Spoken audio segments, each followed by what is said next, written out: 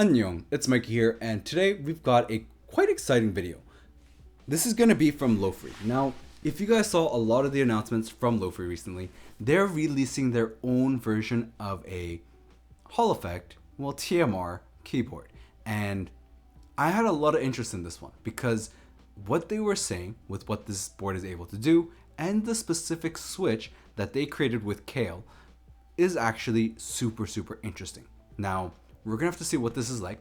Just keep in mind, one warning, disclaimer for you guys before we go into this. Now, they did send this out to me so that I can keep it and of course review the board, but this is going to be a Kickstarter. That means that there's gonna be some risks when you do buy something on Kickstarter. I have to give you guys a disclaimer before we go into this video because there has been experiences from people before with Kickstarters not really fulfilling at the end of it after everything's been successful.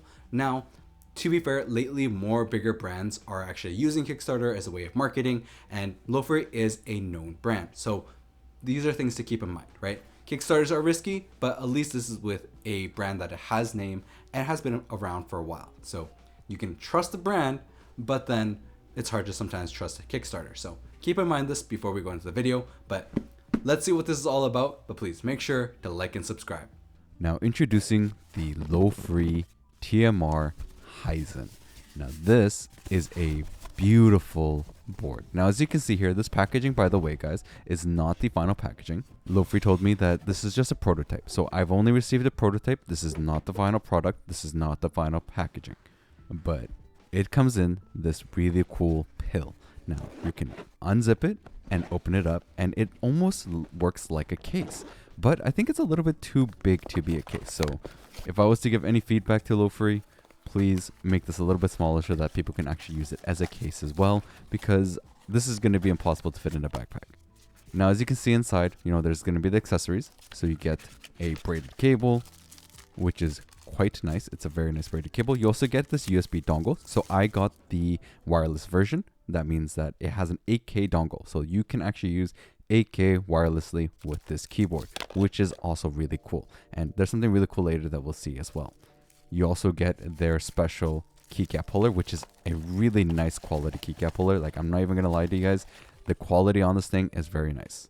And overall, I do think though that they cable wise they should have went USB-C to C. The 3.0, it's okay, but honestly, have an adapter for it and then just go C to C. They do provide these accented keycaps, so they're going to be accented for you. So if you want to use them, I think the regular look though is a much nicer. Also, I think they really should include some extra switches as well, minimum 3, just in case anything breaks in general, because these switches are very specific for this board.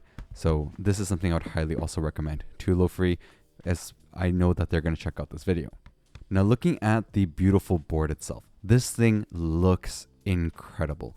I have to admit that they did an amazing job with the design. It gives you this very minimalistic, modern design to this board, which I think looks really cool, and even adds some futuristic aspects as well.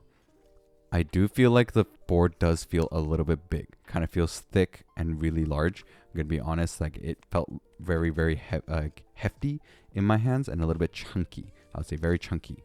It is a little bit hard to measure, as you can see, because of the way that it's angled in terms of this, but overall, I'd say that design-wise, it does look really cool. But just keep in mind for a lot of people out there that the front side is going to be quite high up, so you're looking at a little bit more of a higher front profile, and in general, the typing profile is not too uncomfortable. It's actually pretty comfortable. Now, in terms of the weight, we're going to be looking at a total of 1.8 kilos, but let's hear a sound test.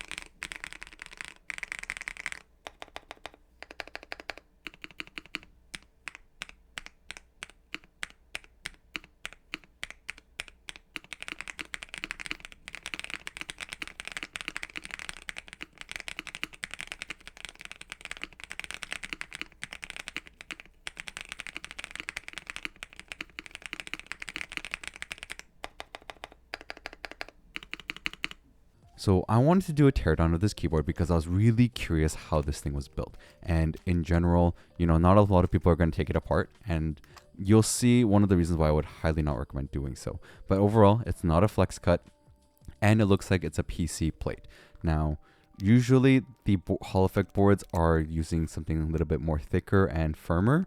So I was kind of surprised to see the PC plate, but overall it worked out well. Now, in terms of doing the teardown, I wasn't exactly sure how to do a teardown of this. I thought maybe I had to remove the screws that I saw on the plate itself.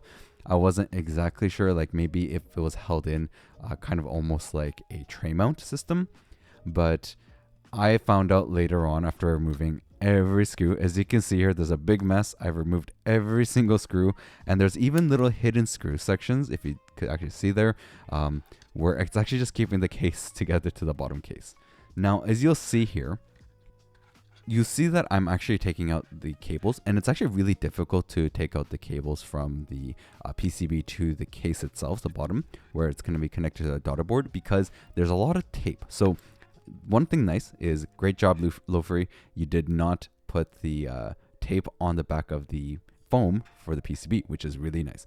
I really think that that was a good play. Now, there is tape all over for all the cables, so just keep in mind this, that if you are going to risk it, I highly recommend you don't risk it. It is a risk, right? You might break something, and I don't think warranty is going to cover it. Now, you can see here that I'm removing everything here because I want to show you guys exactly what I am dealing with here. So if you're going to remove it, remove the cable from the bottom of the case first. That's going to be much easier to do than actually taking it out of the PCB. Now, there's a lot of other tape here. You can see here that I'm trying to remove this tape for another section. That's actually going to be the ribbon cable for the special toggle for the F row, which is part of the keyboard. You can really see that. I'll show you guys more in the features later on. And you can even see here that I actually bent one of the lights a little bit. So it does still work, by the way. After I put it back together, it still works. But these are the risks that you're going to take when you are taking it apart.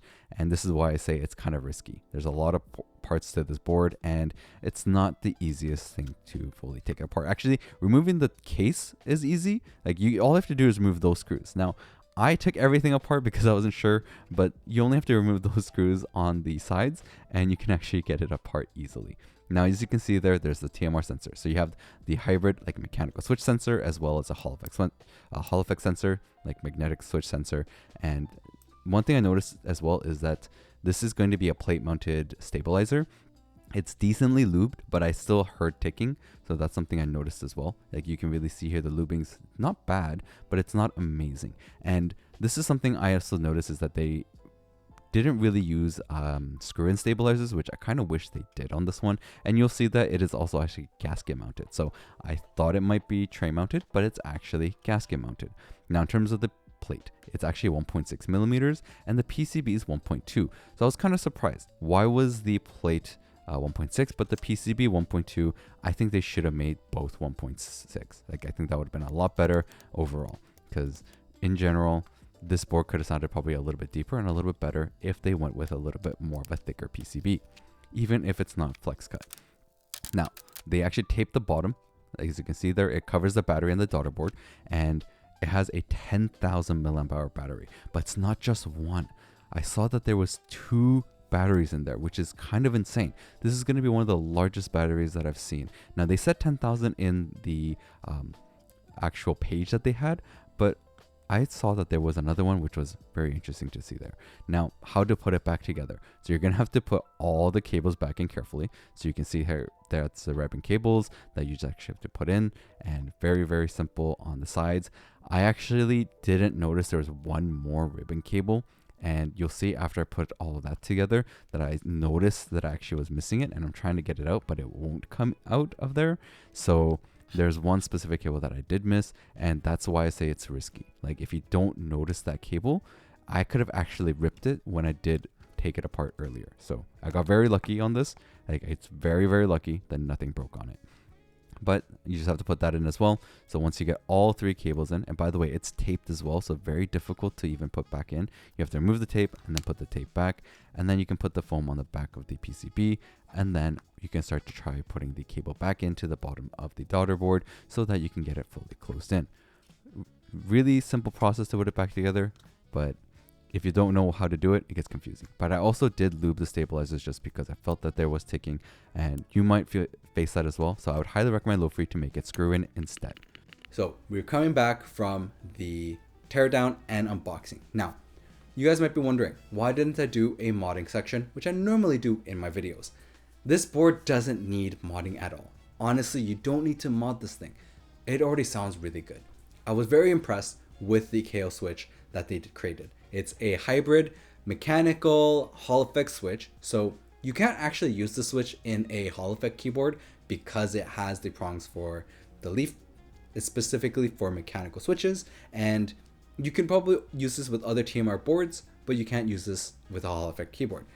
This board itself is quite interesting with my first impressions. I think the minimalistic design of what they were going for is incredibly beautiful. I love the look of this thing. It really does remind you of like what Apple's doing, and it matches that aspect. Like if this was to line up with my MacBook Air, it would be perfect.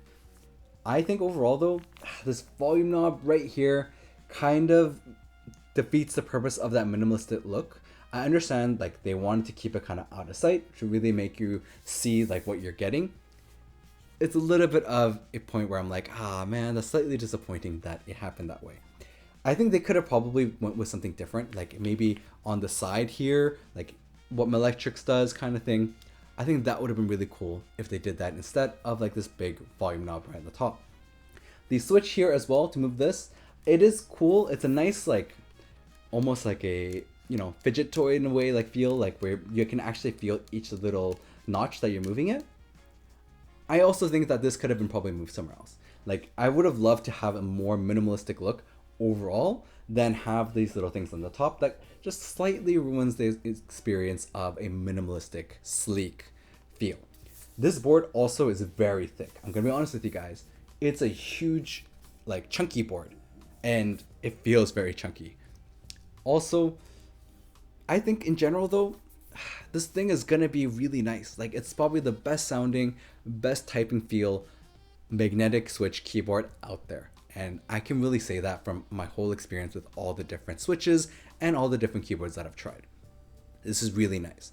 Of course, we're gonna go a little bit more in depth with the pros and cons, software, everything I noticed, and even trying mechanical switches in it. So let's go straight into that.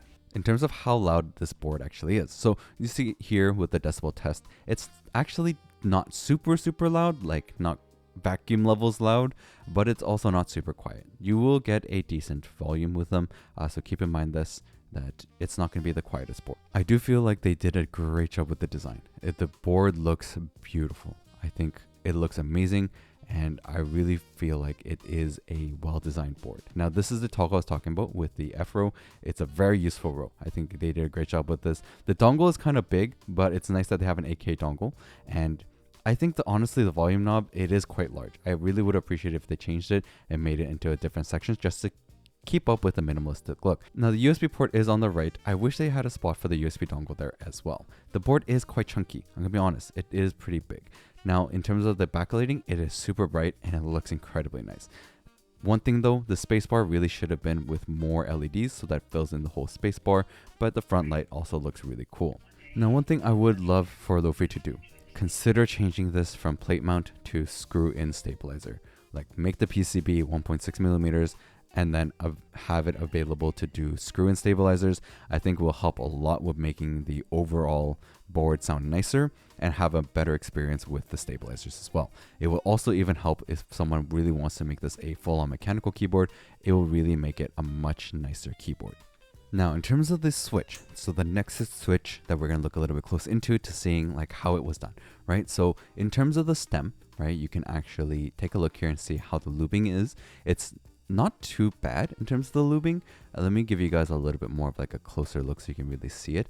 And you see that the lubing is mostly on the sides. So the rail that's going to be connecting is actually not really lubed. And I noticed that on all the switches. So I actually took them out and lubed the sides there. So I lubed the rails. Another thing they did put a lot of lube on, it doesn't seem like it's just regular lube, is going to be the leaf contact points for the actual MX leaf points for the switch. So that is actually lubed already. Now you still could possibly deal with some scratch feel, so that I would say lube the back there, so you can see the leaf contact. You can actually lube there as well, so add a little bit of lubing there. Let me just remove the spring so you guys can get a better look at what I'm pointing at.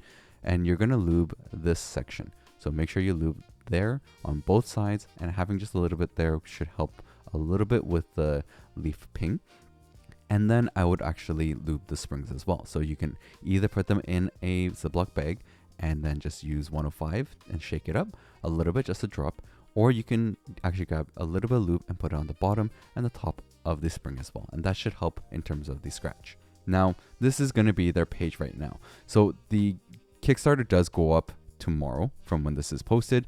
Keep in mind, if you do get the VIP, you can actually reserve a better price. It's going to be like $100 difference, which I think is a much bigger saving. And the actual price is going to be quite expensive at the end of the Kickstarter. You can really see here, they put a lot of work into this board to make it really look beautiful. I got the nice silver color and it looks really nice. This is their special switch, by the way. This is the Nexus switch, which they created with Kailh. And it's a mechanical switch, but it's also a Hall effect switch. Now you can't use this on a Hall effect board, but you can use this technically in a mechanical keyboard, which is quite cool. Now overall, it looks cool. If you can grab the VIP, I would probably recommend it over anything else. This is going to be the software. So as you saw there, when you're going to make changes on this, you have to make sure you press save. If you don't save your change, it's not going to be put into the keyboard and it's going to be back to its original state. So keep in mind that. Overall, what do I think of the software? I mean, right now it's not complete yet, so you have to keep in mind I still am working on this with a prototype, and this is just what they have so far. Afterwards, it should be a lot better, but as you can see, it has the advanced key features so that you can do like SOCD, snap tap, mod tap, toggle tap, like all these different features. It's going to become available, but we're going to have to test to see if it works for myself. I don't know if it will, because again, as I said, it's still in testing phases with everything. Now, in terms of calibration, so you can actually calibrate everything, and it is a little bit of work. So not like other boards, you actually have to go through each individual key, which I was having issues with one of the keys, but this is kind of what it looks like for calibration. Now, overall, do I think the software is the best or amazing? Honestly, not fully. It's still lacking a little bit. It's definitely a lot better than their mechanical one that I used before with the, I believe, the light that they had, this like the low profile. It's not too bad though. Like, I think they put a lot of work into it, but I could definitely see them just improving a little bit more in terms of the user interface and making sure everything works a little bit more smoothly and easier. Now, doing the polling rate test, yes, we are getting like 8K. So you are getting 8K with this. Now they say it's supposed to be true 8K. We're gonna have to test that by changing it to 1000 hertz, because if it can actually do 1000 hertz, that means it's true 8K. True 8K allows you to go through different changes, and it actually shows full on 8K. Some boards say that they have 8K, but then have a different scan rate, which then you get a larger number, which right now it's kind of bugging out. So this is something I did bring up to Lofree, and hopefully they can actually look into this to make sure that everything's working perfectly. But you can actually change these things in here, like sleep and all that. So that's quite nice with this specific board.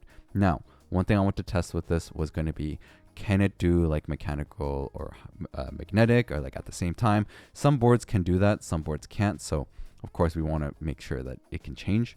So we're first going to test magnetic, right? Right now it's in the Hall effect mode, and I'm going to remove the Nexus switch, and I'm going to put in my own TTC horse switch just to see, is it going to work in magnetic mode, and see if other Hall effect switches can work. So as you can see here, this is not going to be a mechanical switch, but it is a Hall effect switch. So as I put it in, I'm going to see, will it trigger in terms of the keys? Now, of course, I don't think it's going to trigger in mechanical mode, but we'll test it. But as you can see there, it works with the magnetic mode, and in terms of mechanical mode, obviously it doesn't work. So they have a very set setting, meaning you have to use mechanical or you have to use magnetic. You can't really do both at the same time. So I know there's some Hall effect boards out there, or specifically TMR boards out there that are hybrid that can actually do both at the same time. This is not a board that can do that. So keep in mind for yourselves that this is something that this is not able to do, and you have to use it in a very specific setting for mechanical and very specific setting for Hall effect. So as you can see there, this is going to be the case for this one as well.